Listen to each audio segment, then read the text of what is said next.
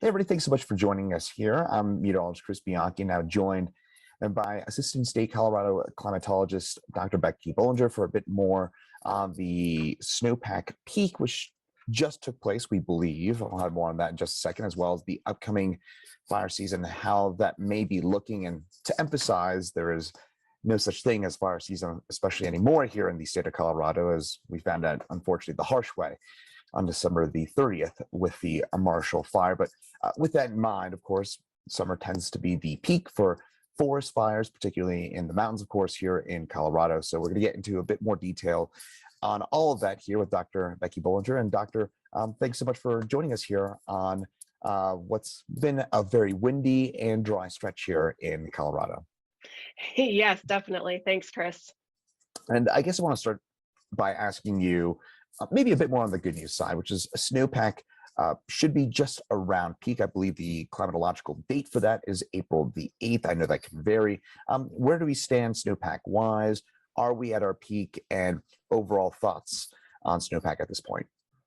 Yeah, so I like to think of snowpack as being very dependent on where you're looking in the state.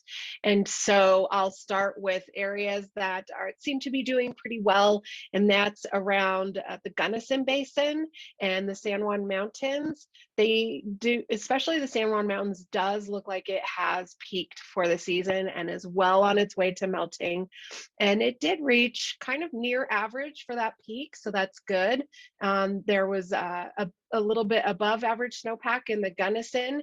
So these are areas where our things are looking better. I wish they were above average to make up for some of those deficits that we've experienced, but getting close to average is not too shabby either. So that's the good news.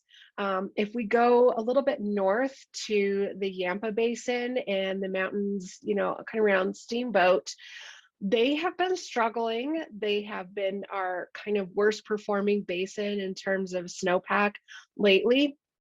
And it's possible that they might not have peaked yet.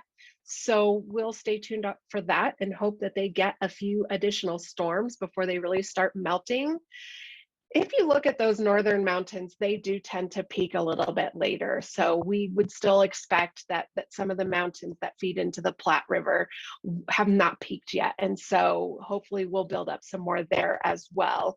But overall, it's been a little bit below average. So not as bad as last year, but that's about where we stand right now.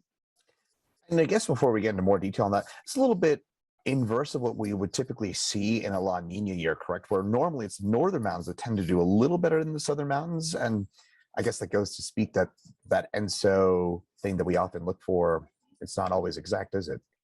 Exactly. It's not a perfect relationship. There's, especially the further landlocked you get, the further away from the ocean, and with that complex terrain and what can happen from when these systems enter the land from the ocean and then what happens when they get to us. There's so much variability there. And this is a perfect example of the northern mountains not performing as well as the southern mountains, which, like you said, is not something we expect in a La Nina winter. I guess the big question on most people's minds is what sorts of implications does what you mentioned with the snowpack generally at maybe slightly below average statewide? What does that mean for the summer wildfire season? And again, to reemphasize, what I mean wildfire season is the forest fire season in particular for our mountains. Yeah. So I would say that first and foremost, having slightly less than average snowpack is going to have big implications for our water supply and the water supply of the downstream states that rely on our snowpack. And then we have to go into considering what it means for wildfire season. So generally, when we have a near average peak snowpack, we tend to melt it out in a timely fashion, and it doesn't melt out too early because we've hit a near normal peak. And when we do that, we don't tend to have the risk of really large wildfires in our mountains following that. So the times when we do have a lot of concern for our mountain forest wildfires is when we have peaked below average and we melt out early. And what that does is it dries out the ground earlier. You've melted that snowpack, the memory of the snowpack is gone, and now you're drying these forests just in time for June, when we typically expect that peak wildfire season to start in our mountains, and it's very normal to have that. But when we have that lower peak snowpack, earlier melt out, when we have drought conditions, we now increase the risk for large wildfires during those months. And so usually when we had those large June wildfires, they coincide with drought conditions with that low peak snowpack and early meltout.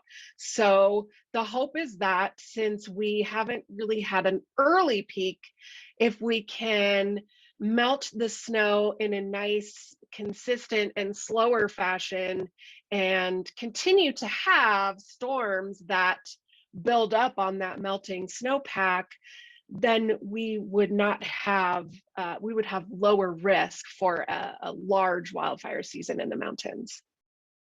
What's a bigger factor? Is it temperatures during the spring months? So, for example, if we're really warm in April and May, or is it getting that consistent? You were mentioning getting some of those consistent storms in there. What's a bigger factor in terms of keeping that snowpack in place longer into the summer months and perhaps staving off some of the worst fire effects this summer?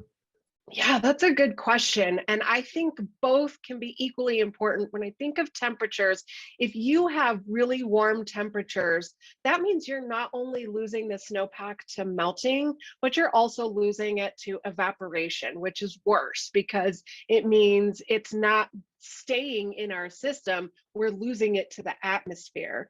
But also, I think it is super important that we realize that just because the snowpack is melting doesn't mean we shouldn't have new snow being added onto that.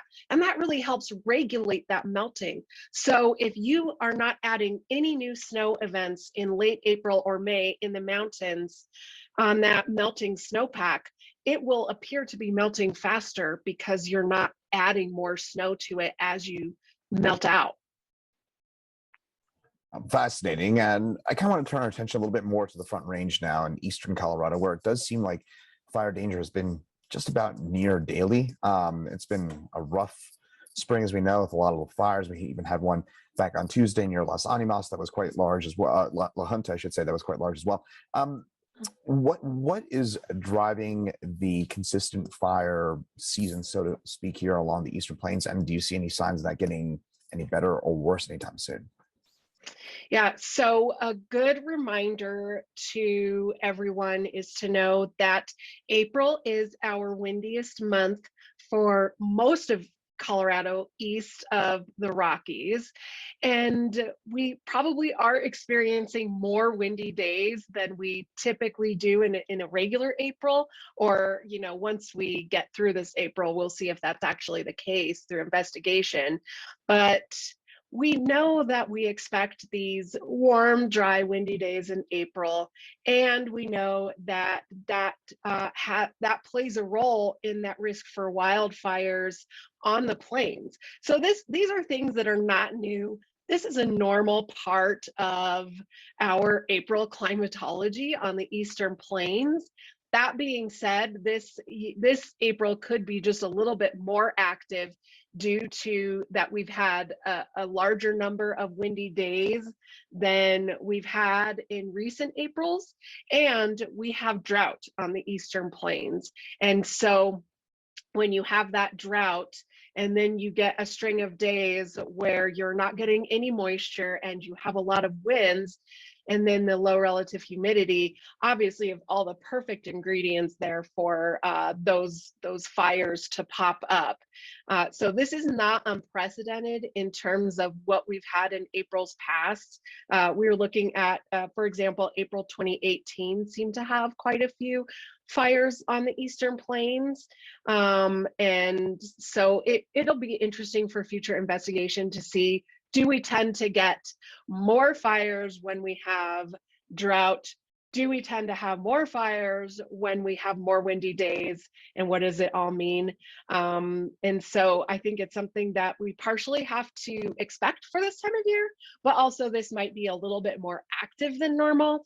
In terms of trends, though, we don't really see any strong trends in what this could mean for the future of the spring in eastern Colorado. Interesting as well there. And so I guess that was slightly reassuring to me, I guess, that this is something that tends to happen this time of year. It's obviously our windiest month here, as you mentioned, east of for much of eastern Colorado. I guess what's your overall level of concern when it comes to wildfires for the spring and summer? And I know that's a fairly broad question because we're talking about the mountains and the eastern plains, but Yeah. what's your overall feeling about both of those right now at this point? So my overall feeling is when we're talking about the Eastern Plains, I have a concern about the drought conditions. And if we don't have what we typically expect in May and early June, which is a very wet pattern, if we don't have that take over, we are going to consistently have a concern with increasing severity of drought conditions and possibly continued risk for fires as we move further into spring.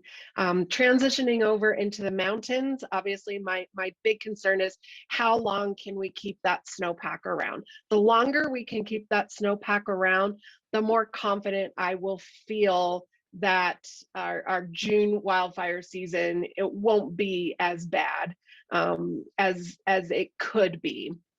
We have this new issue where we are getting so many hot days in the summer.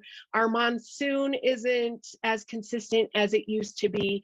And then we're getting so much hotter in the fall. And all of these things are combining to give us this new, bigger wildfire risk in these months where we didn't expect it as much.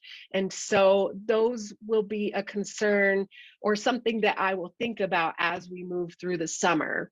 I'm also a very concerned about further western states like California and places that have not gotten the mountain snowpack that they needed, and what their wildfire risk will look like, which could have a major impact on our air quality, which is something that makes our summers, not as enjoyable to get out when we have to deal with that. So these are kind of all the things that are circulating in my head right now. A lot of different things indeed, and a lot of different Yeah. factors, of course, that go into the summer and the fall in terms of wildfires. Any final thoughts on the topic?